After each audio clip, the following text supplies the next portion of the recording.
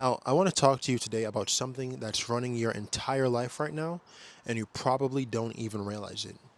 It's called your subconscious mind. People tend to throw that phrase around like it's some kind of self help buzzword, but I want you to think of it differently. Think of it as your central computer, because that's exactly what it is.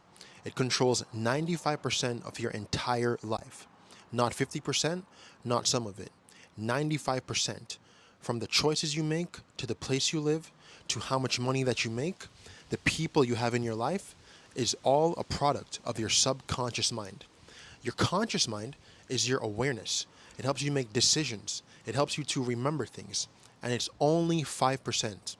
So when people say, just think positive or just make a decision to change, I hope you're starting to see why this never works. You're trying to change the 5% and ignore the other 95%. Now, here is where it gets really interesting. Your subconscious isn't just running programs, it's trying to protect you. That's its number one job. It blocks anything that's perceived as dangerous. So, if somewhere deep down you have a belief that says money is dangerous, your subconscious isn't going to let you keep money. It will sabotage you. Not because you're lazy, not because you're not working hard enough, but because your own internal computer thinks wealth is a threat to your survival. And it will find a way to protect you from this wealth over and over, no matter how hard your conscious mind is trying to build wealth. This is what I call an inverted subconscious mind. Instead of guiding you toward what you want, it's actually steering you toward what you fear. Picture a GPS that's been given the wrong coordinates. You tell it to take me here, and instead it quietly takes you somewhere else, usually someplace you specifically did not want to go. That's why some of you keep ending up in the same painful situation over and over, no matter how much you consciously try to avoid it. It's not bad luck, it's an inverted subconscious program. You may be asking, how do these programs even get there in the first place? They get installed through strong emotions, especially in childhood. And a highly emotional state will absorb a belief instantly and completely. If somewhere along the way, in a moment of fear or stress, a child hears money is evil or feels the emotional charge of a parent panicking about money, that belief gets locked in and it will influence that person's decision for the rest of their life unless it's found and changed. And here's the tricky part, there's a filter between the conscious and the subconscious mind called the critical factor, and it blocks out anything that doesn't match your existing programs. This is why you can consciously know something, know you deserve better, know you should let go of something, know exactly what you should do, and then turn around and act completely differently. It's not that you don't understand, it's that the critical factor is blocking these unfamiliar information from getting into the subconscious mind. And in the subconscious is where all the real change happens. So you may be asking, pass this filter? How do you pass the critical factor? And it's through emotions. Emotions is the key that opens the critical factor up and helps information get into your subconscious mind.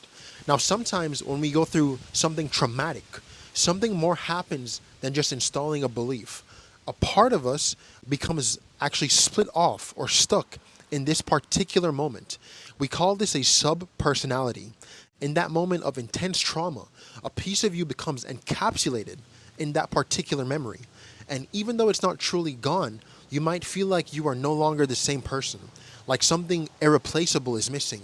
A lot of people can remember feeling really good, feeling like themselves before a specific event took place, and they know deep down that something changed forever. That's often this exact mechanism at play. And it can quietly turn into depression, into a search for medication, when really the missing piece of us was never treated because it was never found. This is why traditional approaches can only take you so far. Subconscious programs are like weeds, and weeds have roots. If you only cut off the top of the weed, if you only manage the symptoms, it will grow right back. That's why people can do years of talk therapy, feel like they've made progress, and then watch the exact same pattern resurface in a new form years later. It's not that talk therapy didn't help, it's that the root was never pulled out. If you're actively working towards something, a goal, a version of your life you're building toward, visualization isn't enough. A lot of people picture their goal and just stop there. But your subconscious doesn't just move on pictures, it moves on emotion. So when you visualize, you have to also feel it. Not just see the car, you must feel the leather seat, hear the engine, feel the thrill in your chest. That emotional charge is what actually gets downloaded into your subconscious mind. And once it's in there, your subconscious starts using that feeling like a GPS coordinate, quietly guiding your decisions and actions toward making that thing real. So if there's one thing I want you to walk away with today, it's this. You're not broken, you're not lazy, you're not stuck because something is wrong with you.